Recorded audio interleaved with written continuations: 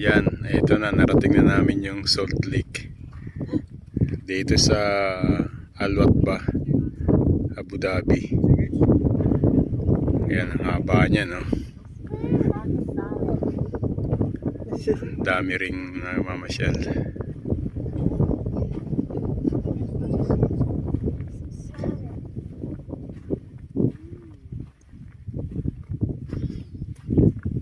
Pakalinaw ng tubig.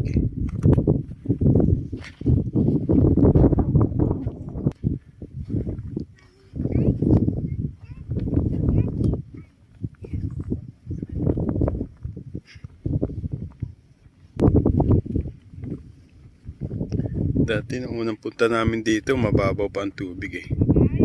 Ngayon, oh, pakalinaw na. Tapos inaayos na nila para sa mga gustong pumunta dito. Nilalagyan na nila ng karsada.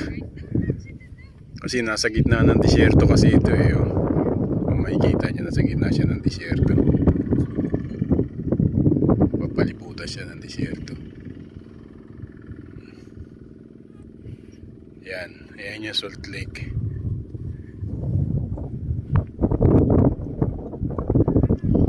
Hanggang doon, napakahaba pa ang haba yan, hanggang doon sa dulo.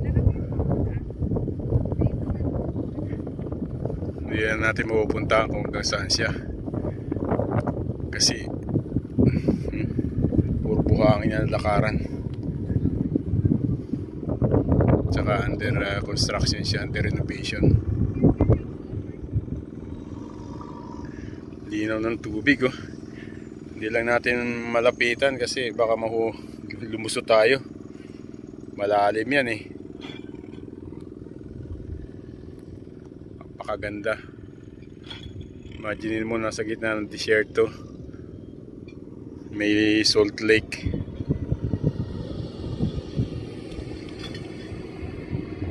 Dito lang po yan sa Al Watba, Abu Dhabi. I-Google map nyo na lang po gusto nyo pumunta rito.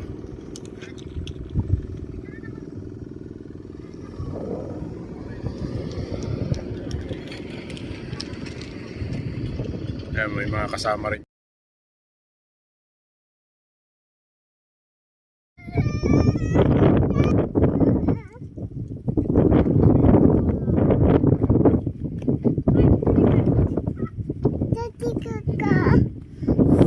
Yan yung kabuuan ng Salt Lake.